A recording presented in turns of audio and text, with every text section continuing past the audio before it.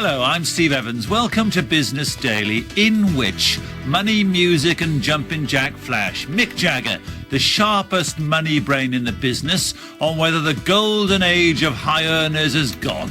People only made money out of records for a very, very small time, because when the Rolling Stones started out, they didn't make any money out of records because record companies wouldn't pay you.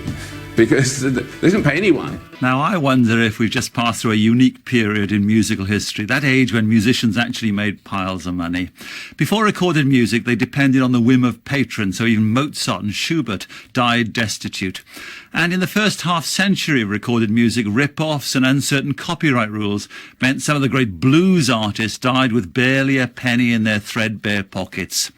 And then, of course, the musicians learned to control their creations, the Beatles in the van, after whom the Rolling Stones fine-tuned the money-making machine.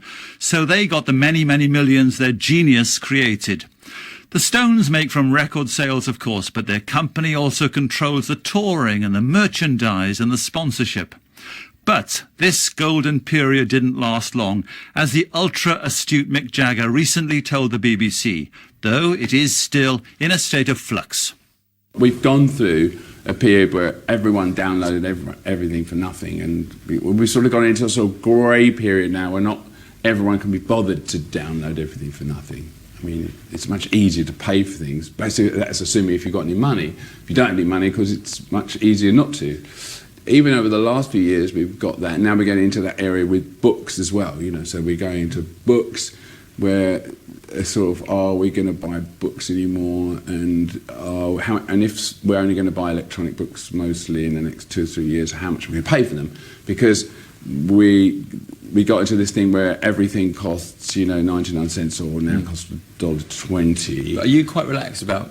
I'm quite relaxed about it, but it is it is a massive change, and it does alter the fact that people don't make as much money out of records. But I have a sort of take on that people only made money out of records for a very, very small time, because when the Rolling Stones started out, they didn't make any money out of records because record companies wouldn't pay you. Because they didn't pay anyone. And I love all these books where people in soul record companies are sort of attacked by men with guns because they never got paid. I always say white people never got paid either. Nobody got paid, and I always wonder if Frank Sinatra got paid, but nobody got paid because your royalty was so low. Basically, if you sold 1 million records, you got 1 million pennies. Well, it's very nice, but it's not what you imagine you're going to get.